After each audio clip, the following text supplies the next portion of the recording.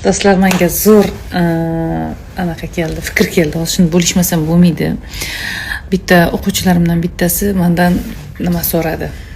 Nima deydi, siqilib yuribman, shunaqa problemadaman, Manzurabga ozgina yo'l yo'q ko'rsatib yuboring-da, shunaqa.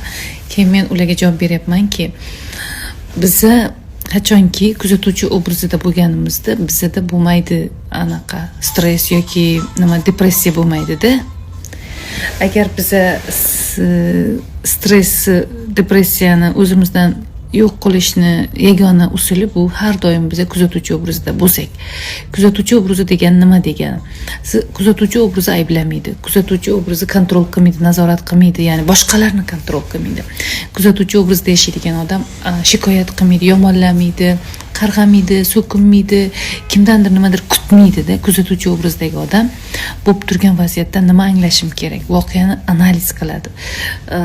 Sarhisob qiladi, bo'lib turgan voqeani tarozisi bo'ladi-da.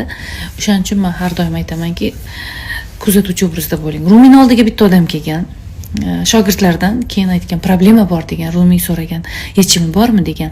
Ha, yechimi bor. Unda nima qilasan? Siqilib. Yana bitta shogird kelgan. Problema bor ustoz, yechimi bormi? Yo'q yechim. Unda nima qilasan? Siqilib. Ko'ryapsizlarmi? Problema ikki xil bo'ladi. Bittasi yechim bo'ladi, bittasi yechim bo'lmaydi. Lekin har ikki holatda ham agar siz siqiladigan bo'lsangiz, bu sizning yoningizga qoladi. Tushunyapsizmi? Ya'ni siqilishimizdan ma'no yo'q-da. O'shanda kuzatuvchi obrazida bo'lish bizni yengil tortadi. Kuzatuvchi obrazida bo'lish bu bizani chalg'imasligimizga yordam beradi. Qatardan hammangizga salom. Dohadan.